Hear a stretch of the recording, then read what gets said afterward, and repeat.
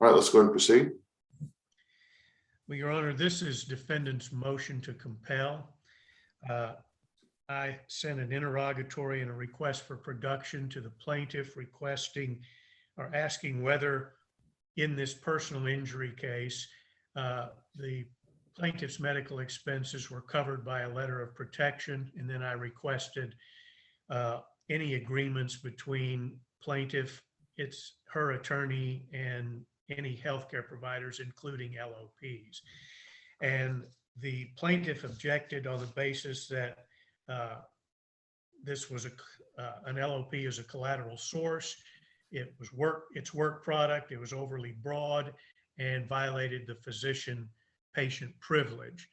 And I'd like to address each one briefly. Let me just ask this, because I've dealt with this issue many times. I know that there's a couple new cases out of the Texas Supreme Court, including the Auto Crushers case. Do any of those directly address the issue of the whether or not it's mandatory to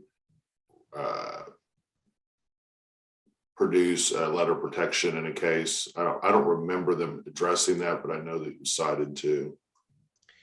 Well, I believe in that case, the court upheld the production of the LOP, but to be fair, I don't remember language saying, LOPs are always discoverable or anything that definitive. But what it did say is that in an LOP situation, the physician has a direct financial stake in the outcome of the case. And in my mind, that alone makes the LOP discoverable, because that's certainly not the usual situation between a doctor and a patient. And it's evidence of bias, first of all, and particularly in a letter of protection case where the typical LOP is on referral from an attorney.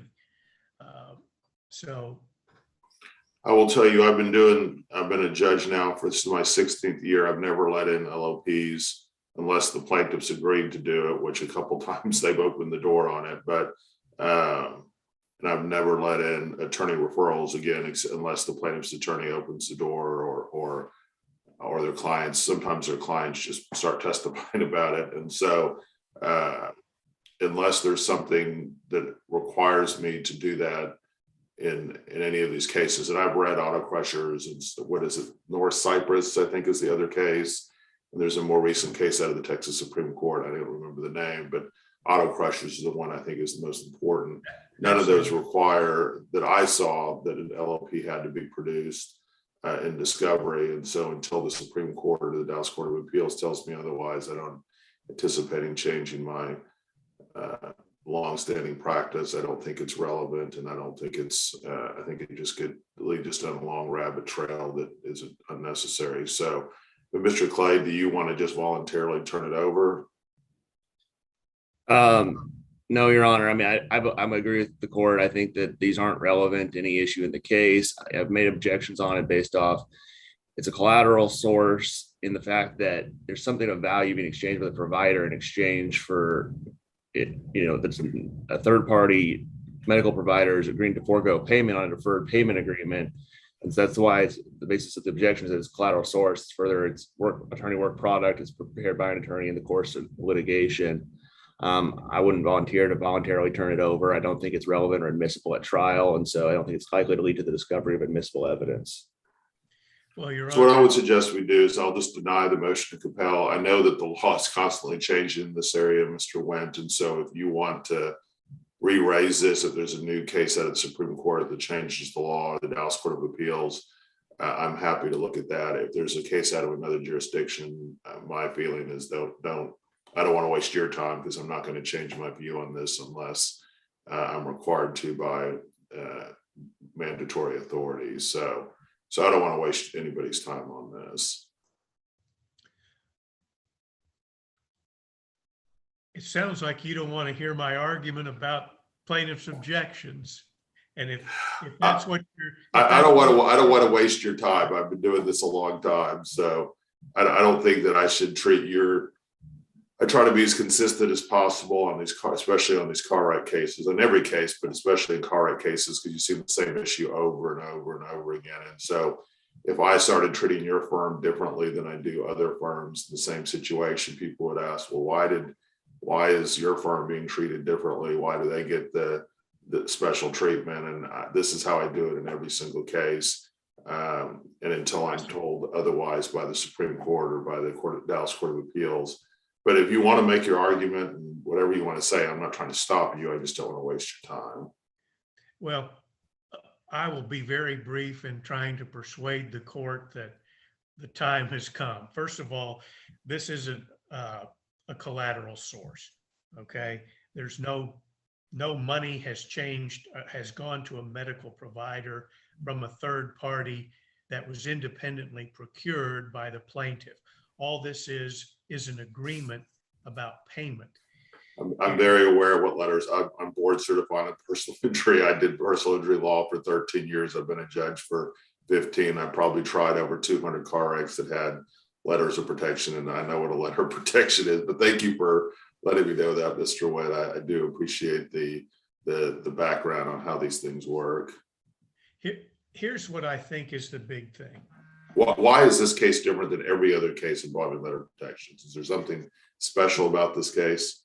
Well, let me make the argument that these LOPs are at least discoverable, and then the court ought to allow them to be discoverable and then rule as to whether or not they are admissible. Because, as you know, many LOPs contain numerous contingencies that have to do with ultimately what amount of medical expense is paid or incurred. For example, if an LOP says we will try to collect as much as we can, and we'll pay you what we deem reasonable, or we'll pay what we or someone else deems to be a reasonable amount, or we will pay necessary medical expenses.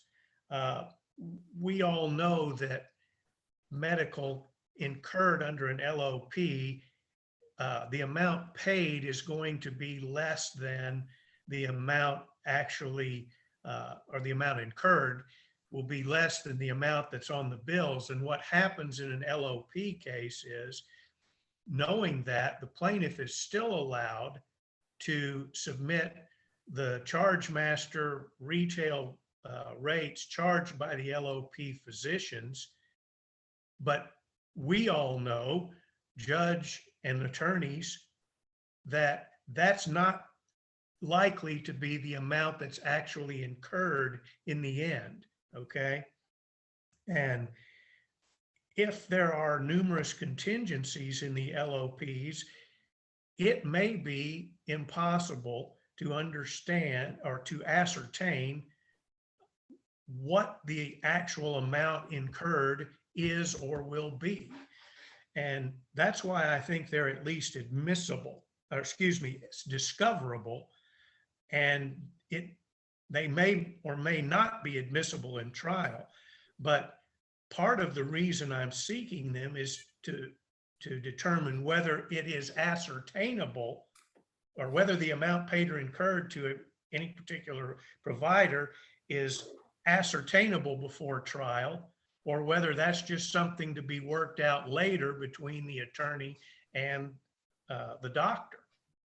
So that's why I think it's relevant. And that's the problem with LOPs, because right now, if they're not admissible, the plaintiff is allowed to submit the bills from the LOP doctor, perhaps with explicit contingencies that tend to reduce the amount that's actually incurred. And that is what I believe the defendants have a right to at least discover. Mr. Clyde, do you agree? I disagree, Your Honor. I don't think that these are discoverable. The LOP themselves aren't going to be admissible at trial, as the court's indicated. This case doesn't differ substantially from many other cases. it's, the other cases involving letters of protection, the agreement is that the providers are going to say at a trial that they expect to get paid in full on their base their bill. On some cases, they do have to reduce on a case by case basis, but it's not going to control it. The LPs themselves aren't going to be admissible. It's not seeking discovery of admissible evidence or information that's likely to lead to the discovery of admissible evidence. In K&L, in defendant's brief, they cited to K&L Auto Crushers claiming that it allows discovery of LLPs. That's not what the case said. That wasn't a disputed issue between the parties in that case. It was seeking third-party discovery on reimbursement rates from the actual provider himself. They cited to page 250 of the opinion. I pulled up page 250 of the opinion. There's nothing on that page in the opinion that compels discovery of the actual letters of protection. So on that basis, I would disagree, Your Honor. I don't think this case is substantially different. It hasn't changed the law on this subject. It's seeking evidence that's not going to be admissible at trial. So on that basis, we would continue to maintain our objections. Well, Your Honor, it could certainly lead to the admissibility of admissible evidence, because if there are, at a minimum, if there are contingencies in the LOPs, then it will tell us whether or not it is likely that the billed amount will be reduced, or whether somebody is going to have to make a determination about what's a reasonable amount under the circumstances of the case, or what's medically necessary, or what a reasonable charge is. And those are all the kinds of things that are contained in letters of protection in order to protect the plaintiff from just having to pay what we all know is an inflated rate. And that's why I believe they're at a minimum discoverable. And again, reiterating, if a treating doctor has a direct financial stake in the outcome of the case, I think that alone is enough. So. Anything else? Further, Your Honor. All right, I'm going to do exactly what I said when I started. So I'm going to sustain the objection to production of this and deny the motion to compel. Do you have an order for me, Mr. Clay? I don't, but I'll get one to you, Your Honor, today. Make sure at the beginning of the order it says that this was heard on March 18th, 2022, as opposed to on this day.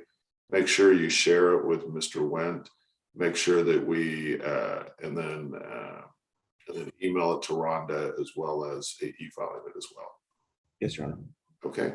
Thank you, guys. Good to see you. And if the law changes on this, let me know. All right. Thank you, Your Honor. Thank you for listening, Your Honor. No problem. You have a good day.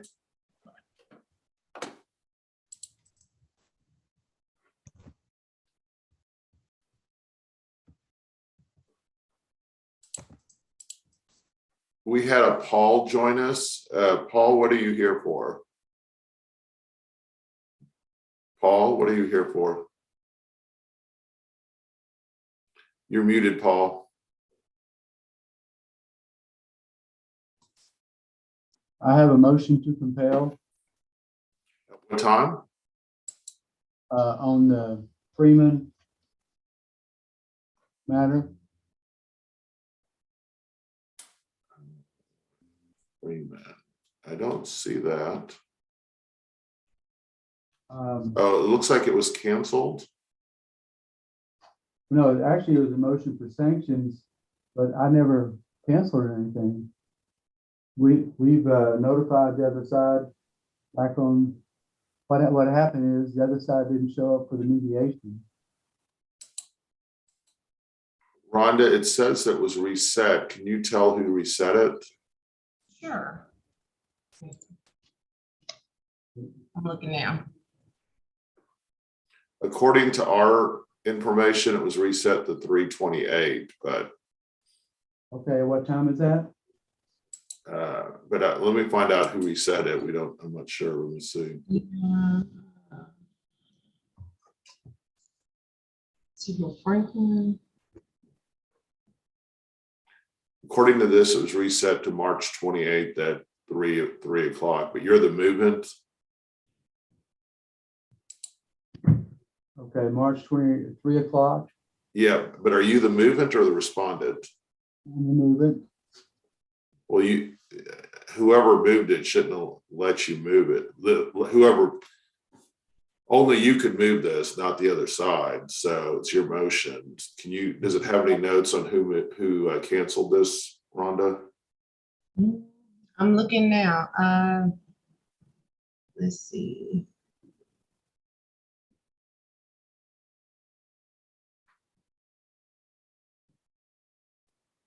I'm not even seeing where it was set for today.